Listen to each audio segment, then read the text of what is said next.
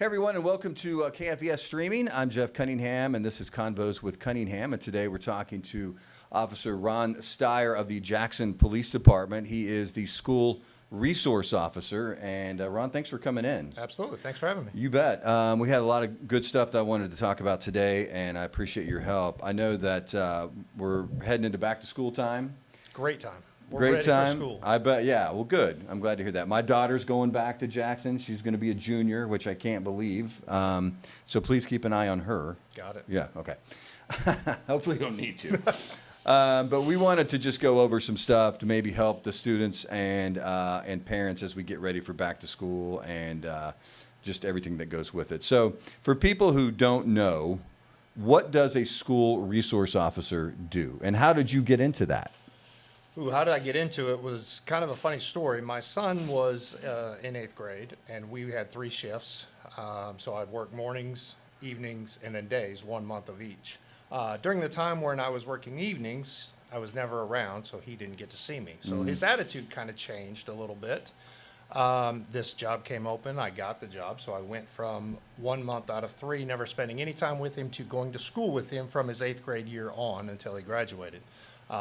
So that's really what drove me to get into it. What does a school resource officer do?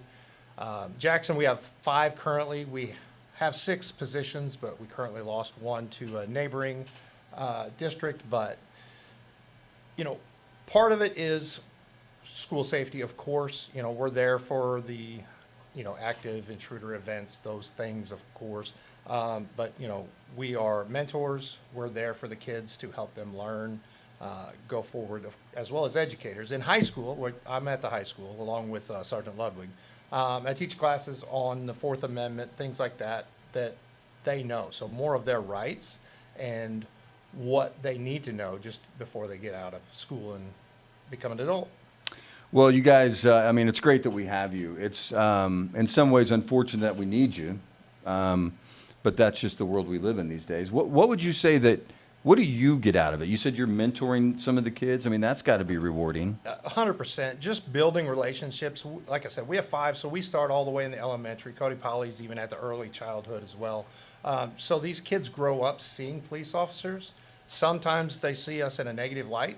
Unfortunately, that's part of the job. But when they get to school, a lot of them, my neighbor loves Officer Polly. He gets to see him at school, and then I get to hear about it all the time when he comes home. He's only 4. So the relationships with kids from, I've been at the high school this is my 10th year, and even the relationships with some of the parents. I have a parent who refuses to allow me to leave the high school until her children graduate. So I'm at this point now where I've been there so long. The kids that I had in my early years are starting to have kids, and they're bringing them back to school. So it's kind of fun and rewarding in that nature for sure. Yeah, I bet. I mean, the relationships that you're building over a decade, that's got to be great. And it's kind of like I think it was Mr. Rogers that was the one that told kids, find the helpers. Yeah. And you guys are the helpers, and that's what I don't want to speak for you, but I think that's what you're talking about. You don't want kids to think of you in a negative light. You're there to help. Would you agree with that? 100%. Over the years, we work homecomers every year, and the amount of kids that just come up to talk to us now versus 10 years ago or 15 years ago, they are not intimidated by us like they used to be because they see us every day. Right. So I wanted to just talk to you a little bit about some of the training. We do stories. In fact, we had one either last week or the week before about a local district that was doing some mock shooter training. Again, necessary evil in today's world. What kind of training do you guys do when it comes to not just that, but just in general? Sure. I mean, I know kids have a lot of angst these days. Teenagers I know mine is. Teenagers have some moodiness. Do you deal with some of that, and you have to know how to talk to them? Definitely. I mean, anxiety is a word that is like a double-edged sword for me because there are people who have legitimate causes that cause legitimate anxiety, and then there's people who use that as a a crutch, if you will. My daughter is one of them, and we've talked about different ways to maneuver through things. But yeah, we've been through trainings on just how to counsel. We're not official counselors; it's all informal. But if you have a problem and you need somebody who can help talk you through something, of course we've got school counselors that are a little more educated on Sure. the counseling side of it. But if you just want to talk to somebody that can help you, that maybe has been there and done that kind of thing, we're always there for that. On the active shooter side or the attacks, we have done Alice in the past. Alice is alert, lockdown, inform, counter, and evacuate. We are now doing CRAZE, which is civilian response to active shooter events. Very, very similar in how they're doing things. It's just a different platform on how it's presented. Is that something, I'm sorry to interrupt, is that something parents should know, the craze one? It's available for them to go learn about on University of Texas, I believe, website, Alert, which is ALL or ALERRT, which is the law enforcement side of it, but they offer the CRAZE, Civilian Response to Active Shooter Event. You can learn all about that on the website and what we are doing now. We're teaching that to the staff, not the students. There are different things that they take from what we teach them that they actually teach to the students. We do not go directly to the students. We talked a little bit about this before we came on air, but there were a couple of school shootings yesterday. You said, I didn't even know. I said, I didn't either until last night, which is nuts that's where we're at. In your time of being a police officer, what's your take on that? It's gotten worse and worse. We're hearing about it more. It seems like since Columbine, it's just I think epidemic. both are true. We've done, in our studies, there's only been 80, from 2000 to 2024, there were 80 school shootings, which is 80 too many. Absolutely. But when you look at the numbers based on shootings at businesses or outdoor parks or other things, it's still a smaller percentage, but it's what sticks with us so much. If we hear about a shooting, downtown Cape, no offense to anything, but it doesn't stick with you as much as we did if it was at a school. Well, yeah. So when you yeah. hear about it, and with social media and the news in general, I think it is talked about more than it used to be. So I think both is the right answer. I do think there are more, and it's a shame that it's there, but there's a lot to break into that. Internet safety. Of course, if you have weapons at home, make sure they're locked up. Kids do not have access to it. They don't have a code or the key or any of that. But there's a lot of history that shows that we're getting more and more today than we did back in the day. Now, Columbine, I'm sorry. No. Columbine it wasn't the first by any means, but it was the first major one that stuck with us because they waited so long and they developed that you no longer wait on the SWAT team based on that. So that's when we started individual groups or individuals going in instead of waiting for a response team to go in. I think Columbine, and you would know more than I would, but it almost seems like that was the catalyst that, for whatever reason, gave bad ideas to a lot of people. Again, I don't know if that's true, but No, it definitely is true. They have an occult following. yeah. So Along those lines, when you go to school every day, are you always thinking along those lines? Are you always having to kind of think, obviously, I hope today's not the day, but it could be, and I'm ready, and I'm going to think about this exit and that, is that part of the training? it's more of a lifestyle as opposed to anything nowadays. If you've ever talked to my wife or some of my friends, anytime we go into a restaurant, I always know where all the exits are. I know where all the windows are and different things of what could happen there. So I wouldn't say I go to school with that on the front of my mind, but it's always there. But even at the very beginning of our law enforcement training, we're taught traffic stops, you're always on edge, that could be the one, that kind of thing. So I wouldn't say I walk in there thinking that way. It's just kind of a mindset on how I always think and feel. Is that what, not even necessarily about school, is that something we should all be doing when we go to restaurants? And, that's just society today? Yeah, situational awareness is huge. we talk about it, and I always use Walmart, for example. If you go into Jackson Walmart and you go in and out the same door every time, and then there's an incident that allows you or does not allow you to exit from there, what are you going to do? And you've just got to build a plan and know where the other exits are and what else you could do. Run, hide, fight, avoid, deny, defend, whatever the words are that the different trainings use. You've got to know whether you can get away, where you could go to hide and barricade and be safe, or defend yourself if you had to. Is there a website or a resource that for just general folks they can go and get some of the stuff that we're talking about? Some of these acronyms, I mean, everything's on YouTube. I mean, every different scenario has, or every class, has different videos made by different police departments and everything else. But yeah, you could go to the Alert website. You go to the Alice website. Now, some of those you've got to log in to get to the full presentations and everything else, but they do have a snippet of, what they are about and everything.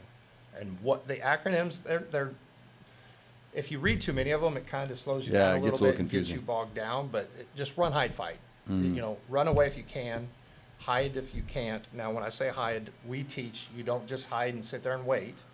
When I was young, we were told you could get under that desk and a nuclear bomb would go off and you'd be fine because that desk would protect you. Well, that's just not true. So you've got to prepare to defend yourself if the bad guy gets inside the room. And, of course, if you can get away, get away. Right. So back to school safety. Like you said, we're about to start school in Jackson. What is it, August 23rd? Is that right? Yes, 2 Mondays. 2 Mondays. As I mentioned, my daughter, we went to orientation on a couple days ago. Yesterday, right? Was it yesterday? Yeah, you're right. For juniors? Yeah, yesterday. Thank you. The days are going together. I understand. So we went to orientation, and it's hard to believe that I'm going to have a junior in high school, but it's another session. What can I, as a parent, do to help you with your job? Is there things I can do, beyond, of course, I'm on my daughter about the way she drives and things like that. But I'm just thinking, as she goes back to school, is there something that parents can do to help you guys keep our kids safe? Absolutely. First and foremost, as we're approaching, this is for parents and kids who are driving, pay attention to the roads. As school starts, you're going to have a lot more kids at bus stops, county roads. Jackson has 5,700 students and 281 square miles for their district. Interesting. That's a huge, huge area. County roads, busy highways, all the way down to, city streets, cul-de-sacs, bus stops. When that bus stops, those lights are flashing, they stick that arm out with that stop sign. Do not drive by that bus. Oh, Kids are gonna be walking either on the left or the right side. It's never gonna be worth it for the seconds you're gonna save if you actually do run over a child. Kids, situational awareness, same thing. Make sure you look. If you're gonna be walking to school and you're gonna cross the street, use your crosswalks. Look directly into the eye of the driver. Make sure they see you. If somebody stops, make sure that they know 100% you're going there. Same thing with your bus driver. Make eye contact with her before you go. She's going to tell you when it's safe to cross, especially if you're crossing all the way to the other side of the street. Drivers, traffic's going to be substantially, if you're in Jackson around High Street at 3 o'clock, it's going to be backed up. It's going to take you a little longer to get where you're going. I know that's true in almost every school we have, especially the first couple days, because most parents want to take their kids when we're talking younger kids. On another note, cell phones. The freedom that kids have on the internet, and when I say kids, sometimes way too young all the way up to high school aged, think before you post. That's a slogan that's on posters everywhere. Once it's out there, it's out there. I always tell people who do things they're not supposed to, don't ever post anything that you wouldn't want your grandma or grandpa to be able to see or read you saying. Littles sometimes don't even understand what they're doing. I saw a video earlier of somebody was able to get the information of a kid based on the name on the outside of the backpack. So if you're putting the names on their backpacks, go ahead and put it on the inside so a stranger wouldn't be able to see it while they're walking by. Just a lot of little things like that that I would have never thought of before I became. Yeah, it's a into this different job. world. I know we had a story, I think this week or last week, again, that runs together, but where a police department, you may know this already, did a whole back to school pictures warning where you want to limit what you put on those pictures back to school because you put your kid's name, their teacher, too much information on there can be something that predators can quickly deduce, Yeah, and there, sometimes we'll take a picture in front of our house that has our numbers of our house on it, and they could find our address and street name very quickly based on that stuff. So yeah, be aware of your surroundings and of your photos. And if you do, like you said, put teachers in there, they can pull up a class roster, they can find everything they want. The internet has everything we need out there, and now with AI, it's even easier. Yeah, and worse. So back to the school buses. That is one of my pet peeves. That drives me crazy. We have stories about people that go around the stop arm and stuff like that. Is there anything that drivers can do? Can we report it? Can we get a license plate if we have time? Does that work? Is that something you guys recommend? Yes, if you get a license plate and a location and a time, sometimes the buses have actual cameras on them, at least Jackson does, but not all of them. Bus drivers also taking notes, so maybe they saw it, they knew the incident, but they couldn't get the license plate, or the camera on the bus doesn't read the license plate well enough. So if you as a guest or as a civilian are able to get that information and share that, that would be great. I know. And those people face what? A fine? Yeah, it's running it's just like the same as a stop sign, but I mean, it is its own charge, so it's running a school bus stop sign. It's not the same exact charge, but yeah, it's just like it would be if speeding or running a stop sign. What about, just for my own knowledge, so we're on Jackson Boulevard, and I've had this happen, and you're kind of by, over by El Torero or somewhere, and a bus is coming the other way, coming towards Cape, and they stop, Yeah. and I'm going west. Do I stop if there's a median there? I actually did know this one as a young person because I lived on Jackson Boulevard, and when they went from 2 lanes to 4 lanes, I was not able to get on the bus. So if a bus is stopping you on a 4-lane road, it is the lane that they're in the next lane. It is not the other lane. So if they're on eastbound and you're westbound, you are still allowed to go.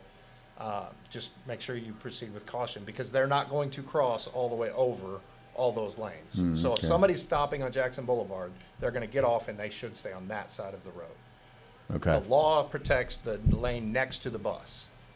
So, as we're kind of wrapping things up, again, back to school, exciting time, but can be a lot for parents and kids. What do you have a message for the kids that you guys want to get out before we get back into classes? Is there something you'd like them to know? Yeah. So your younger kids, if you're walking to school, walk into the bus stop.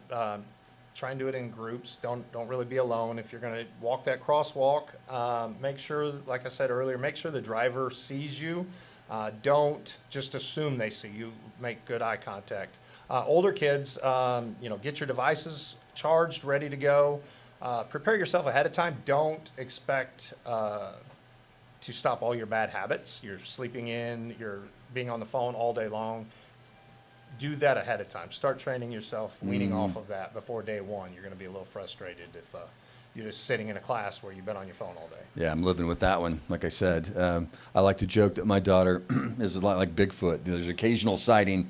You know that she exists or whatever, but anyway. Yeah. Well, Officer Ron Styer, thank you for coming in today. Absolutely. Some good information, and I appreciate what you do, especially, as I said, I have a daughter going to Jackson. Of course, I appreciate all the resource officers, what they do, but as a parent, thank you for that, and thanks for coming in. Absolutely. Thank you for having me. You bet. Until next time, everyone, this is Jeff Cunningham signing off.